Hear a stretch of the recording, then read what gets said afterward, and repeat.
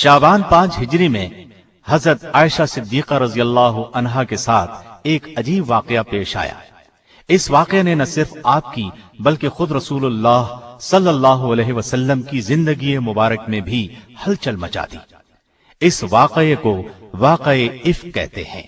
ये वाकया सही बुखारी और दूसरी कुतुबे अहादीस में भी मौजूद है। शाबान 5 हिजरी में नबी अकरम सल्लल्लाहु अलैहि वसल्लम ने गज़वा बनी मुस्तलिक के लिए सफर की तैयारी की। सहाबा रज़ियल्लाहु अन्हुम की एक अच्छी भली तादाद आपके साथ थी। मुनाफिकों को अंदाजा था कि इस मारके में कोई खूनरेज जंग तो होगी नहीं, लिहाजा उनकी भी बड़ी तादाद इस्लामी फौज में शामिल हो गई। इससे पहले मुनाफिक इतनी बड़ी तादाद में कभी शामिल नहीं हुए थे।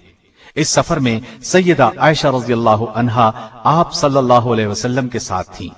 चलते वक्त आपने अपनी बड़ी बहन सैयदा अस्मा रज़ियल्लाहु अन्हा का हार पहनने के लिए मांग लिया। वो हार आपके गले में था। उस जमाने में पर्दे का हुक्म नाजिल हो चुका था, इसलिए सैयदा अपने हौदज में सवार हुई। जब उन्हें उतारा जाता तो हौदज समेत उतारा जाता। हौदज पर पर्दे लटके रहते। उस जमाने में आप बहुत कमजोर और दुबली पतली थी। चुनाचे हौदज उठाने वालों को कुछ महसूस नहीं होता था कि सैयदा उसमें सवार भी हैं या नहीं। गज़वा बनी मुस्तलिक से वापसी पर मदीने के करीब एक मकाम पर नबी अकरम सल्लल्लाहु अलैहि वसल्लम ने क़याम फरमाया। रात के पिछले पहर काफिले को रवानगी का हुक्म पहले ही दे दिया गया था, लेकिन सैयदा को इस हुक्म का इल्म नहीं था। काफिले की रवानगी से कुछ देर पहले सैयदा अपने हौदज से निकलकर क़ज़ाए हाजत के लिए काफिले से दूर निकलकर आड़ में चली गईं। फारिग होकर लौटी तो गले पर हाथ लगा, देखा तो हार नहीं था। बहुत घबराई और वहीं वापस जाकर हार तलाश करने लगी। सैयदा का ख्याल था अभी लौट आऊंगी, इसलिए किसी को न बताया कि वो उस तरफ जा रही हैं। उधर काफिला चूंकि रवानगी के लिए तैयार था, इसलिए खादिमों ने ख्याल किया कि सैयदा अपने हौदज में हैं।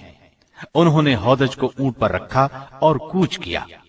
हौदज को ऊंट पर रखते वक्त उन्हें उसके हल्के होने का एहसास न हुआ, इसलिए कि सैयदा आयशा रज़ियल्लाहु अन्हा का वजन बहुत कम था। लश्कर तो वहां से रवाना हो गया। इधर उन्हें हार मिल गया। ये हार लेकर लौटी तो लश्कर वहां से जा चुका था। बहुत परेशान हुई। फिर ख्याल फरमाया कि जब रसूलुल्लाह सल्लल्लाहु अलैहि वसल्लम अगले मकाम पर पहुंचकर मुझे नहीं पाएंगे तो फिर मेरी तलाश में आदमी भेजेंगे। चुनाचे आप उसी जगह चादर ओढ़कर लेट गईं और उन्हें नींद ने आ लिया। सहाबी रसूल सफवान बिन मुअत्तल सुलमी रज़ियल्लाहु अन्हु फौज की गिरी पड़ी चीजों को उठाने के लिए लश्कर के पीछे रहते थे। सुबह के वक्त वो उस जगह पहुंचे जहां लश्कर ने रात को पड़ाव किया था। उस जगह पहुंचते ही अचानक उनकी नजर सैयदा आयशा रज़ियल्लाहु अन्हा पर पड़ी। देखते ही उन्होंने आपको पहचान लिया, इसलिए कि पर्दे के हुक्म से पहले उन्होंने सैयदा को देखा हुआ था। देखते ही उन्होंने इन्ना लिल्लाहि व इन्ना इलैहि राजिऊन पढ़ा। उनकी आवाज सुनकर सैयदा की आंख खुल गई। उन्होंने अपना मुंह फौरन चादर में छुपा लिया। सैयदा आयशा खुद फरमाती हैं, अल्लाह की कसम, सफवान ने मुझसे बात की, न उनकी जबान से सिवाय इन्ना लिल्लाह के कोई और कलेमा सुना। सैयदना सफवान रज़ियल्लाहु अन्हु ने अपना ऊंट सैयदा के करीब बिठा दिया। ऊंट सामने करके सफवान खुद पीछे हट गए। सैयदा ऊंट पर सवार हो गई तो सफवान मुहार पकड़कर अगली मंजिल की तरफ रवाना हो गए और दोपहर के वक्त इस्लामी लश्कर में जा पहुंचे। ये एक बिल्कुल मामूली वाकया था और सफर में अक्सर ऐसा होता रहता था, लेकिन लश्कर में मुनाफिकीन भी मौजूद थे। वो भला ये मौका हाथ से क्यों जाने देते।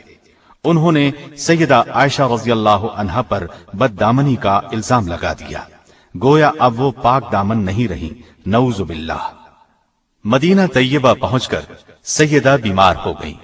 1 महीना बीमारी में गुजर गया, लेकिन मुनाफिकीन ने इस अरसे में इस वाकया को खूब हवा दी। नेक दिल मुसलमानों ने इस अफवाह को सुनते ही कानों को हाथ लगाए और कहा, सुभान अल्लाह, इतना बड़ा इल्जाम।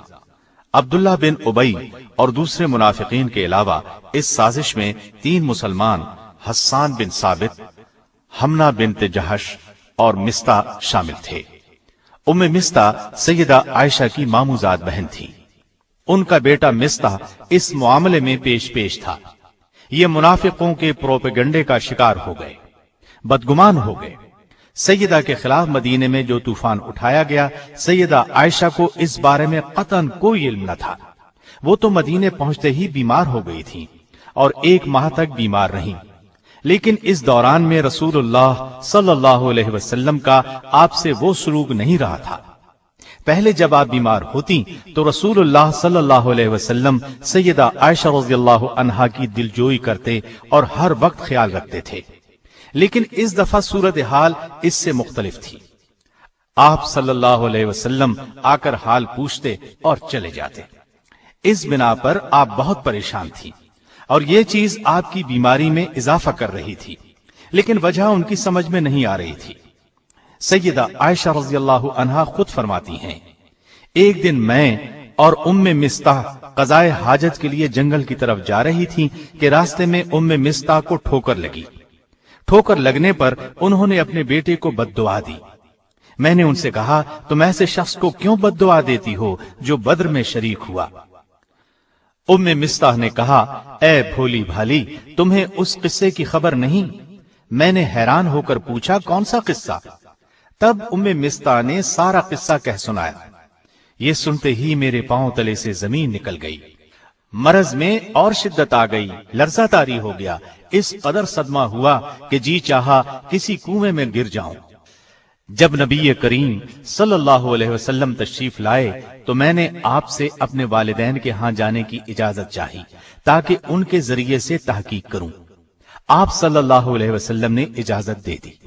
میں والدین کے گھر آ گئی، اپنی ماں سے پوچھا، کیا آپ کو معلوم ہے لوگ میرے بارے میں کیا کہتے ہیں؟ ماں نے کہا، بیٹی تو رنج نہ کر، دنیا کا تو یہی طریقہ ہے، جو عورت خوش شکل ہو، خوبصورت ہو، اپنے شوہر کے نزدیک بلند مرتبہ ہو، دنیا اس سے حسد کرتی ہے، حسد کرنے والی عورتیں اس کے پیچھے پڑ جاتی ہیں۔ میں نے پوچھا، کیا میرے باپ کو بھی اس بات کا علم ہے؟ بولی، ہاں۔ میں نے پوچھا، رسول اللہ صلی اللہ علیہ وسلم کو بھی علم ہے؟ ماں نے جواب دیا، ہاں۔ اس پر میں نے کہا، اے ماں، لوگوں میں اس بات کا چرچا ہے اور آپ نے مجھ سے ذکر تک نہیں کیا۔ یہ کہہ کر میں رونے لگی، آنکھوں سے آنسو ابل پڑے۔ سیدنا ابو بکر رضی اللہ عنہ قرآن کی تلاوت کر رہے تھے، میرے رونے کی آواز سن کر آ گئے، وہ بھی رونے لگے اور میں تمام رات آنسو بہاتی رہی۔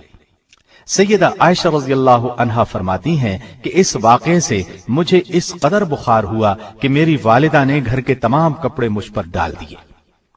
اگرچہ سیدہ عائشہ رضی اللہ عنہا کی بے گناہی واضح تھی، لیکن شریر لوگوں کے اس الزام سے رسول اللہ صلی اللہ علیہ وسلم بہت بے چین تھے۔ ادھر وحی کے نزول میں دیر ہوئی تو آپ صلی اللہ علیہ وسلم نے صحابہ سے مشورہ کیا، مشاورت میں بہت سی رائیں سامنے آئیں، اسی عالم میں صبح ہو گئی۔ سیدہ فرماتی ہیں کہ میرے والدین برابر میرے پاس بیٹھے رو رہے تھے، ایسے میں ایک انصاری عورت آ گئی، مجھے روتے دیکھ کر وہ بھی رونے لگی۔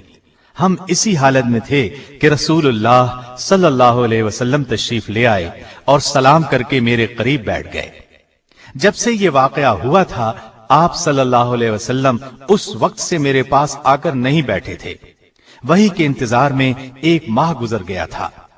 نزدیک بیٹھنے کے بعد رسول اللہ صلی اللہ علیہ وسلم نے فرمایا، اے عائشہ، مجھے تیری بابت ایسی ایسی خبر پہنچی ہے، اگر تو اس جرم سے بری ہے تو بہت جلد اللہ تعالیٰ اس سے تجھے بری کر دے گا، اور اگر تو نے کسی گناہ کا ارتکاب کیا ہے تو اللہ سے توبہ استغفار کر لے، اس لیے کہ بندہ جب اپنے گناہ کا اقرار کرتا ہے اور اللہ کی طرف رجوع کرتا ہے تو اللہ اس کی توبہ قبول کرتا ہے۔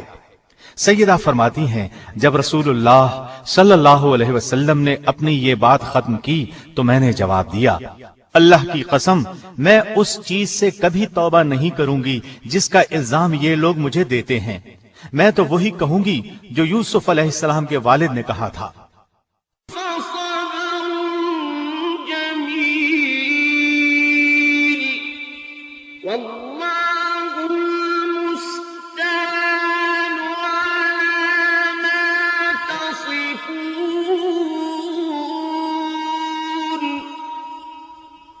اور یہ کہہ کر میں بستر پر جا کر لیٹ گئی۔ اس وقت مجھے یقین ہو چکا تھا کہ اللہ تعالیٰ میری مدد ضرور فرمائے گا۔ مجھے اس بات کا تصور بھی نہیں تھا کہ اللہ تعالیٰ میرے بارے میں ایسی وحی نازل فرمائے گا جس کی تلاوت ہمیشہ ہوتی رہے گی۔